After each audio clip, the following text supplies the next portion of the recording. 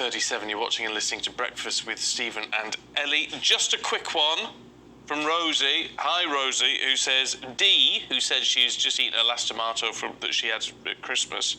We were saying that must have gone off by now. D's quite right.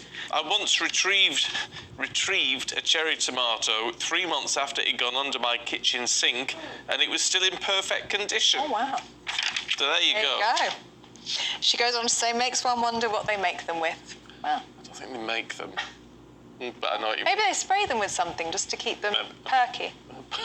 Do you think? Anyway, let's move on. Yes. Have a look at the papers this morning.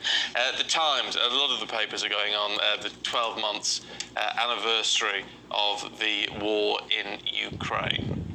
The Mail also draws attention to the anniversary of the Ukrainian conflict, as well as the Queen Consort's swipe at the recent Roald Dahl censorship. In the Eye, ministers planning to relax their position towards striking NHS workers. The Sun dedicates their front page to the late football commentator John Motson, who died yesterday at the age of 77. And the Star says, let them eat turnips, as Therese Coffey is criticised for her comments regarding Britain's salad shortage.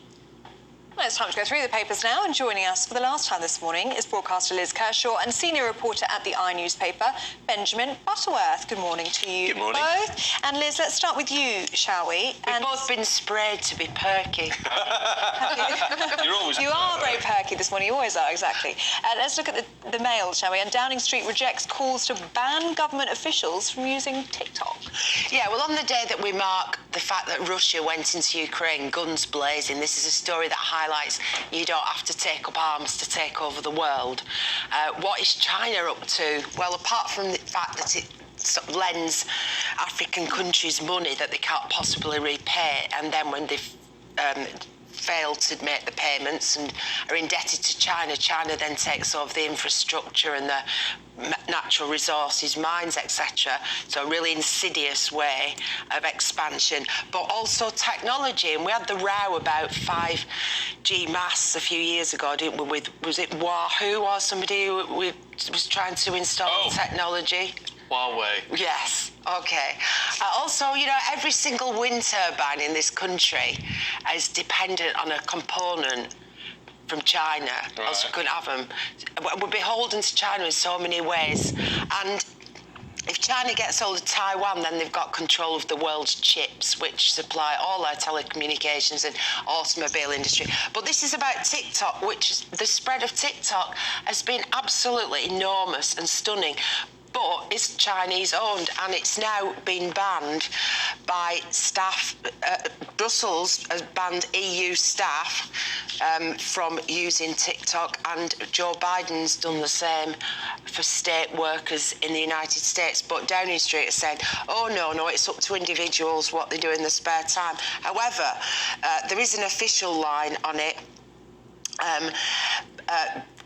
Parliament cannot and should not legitimise the use of an app which has been described by tech experts as essentially Chinese government spyware. The foremost responsibility of government is to keep its people safe. Ministers do not need to have TikTok on their phones.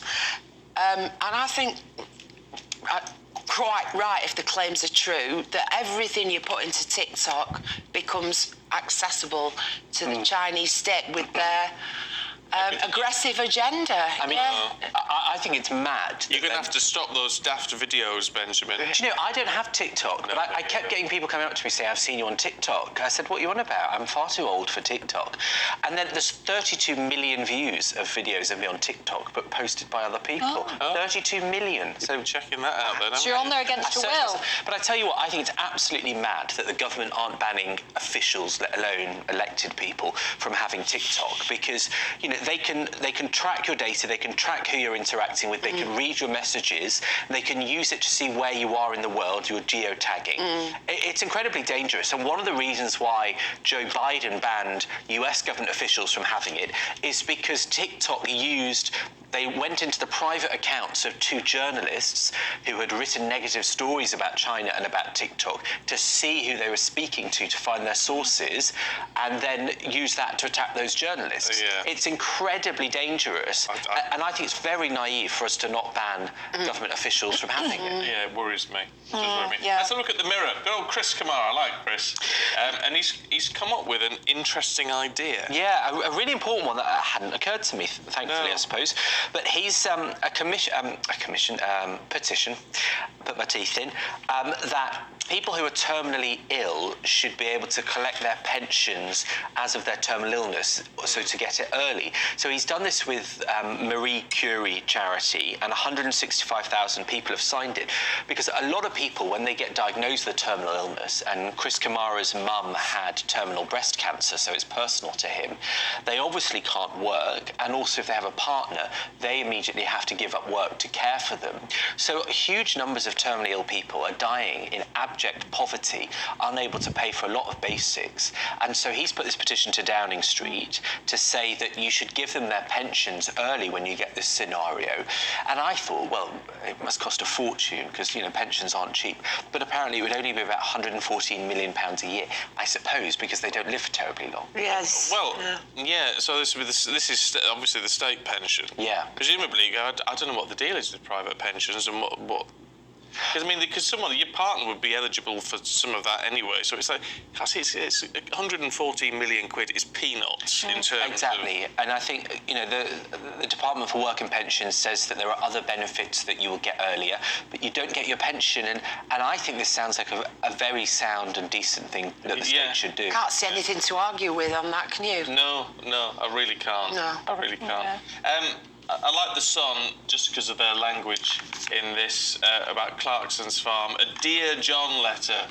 Yeah. Spelt as in John Deere, who makes tractors, in case you don't know. I learned, I'm going to get to grips with it this weekend.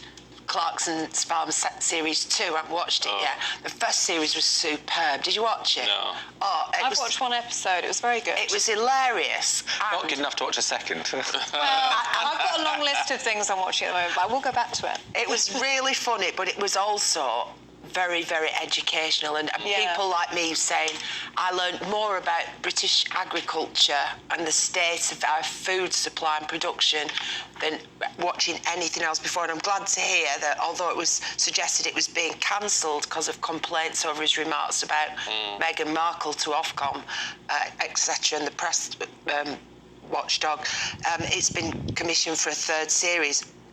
And what it shows is the absolute stupidity of our food supply policy. When we're talking today about not having tomatoes or cucumbers because they're not being produced in Holland and Spain, but we're covering our land, we're encouraging farmers like Clarkson showed to develop rewilding, which basically means let the land go to rack and ruin and grow, and planting trees, which is a good thing, covering the landscape. I hate it when I see those fields just covered in solar panels when there's most roofs in the country. I don't have...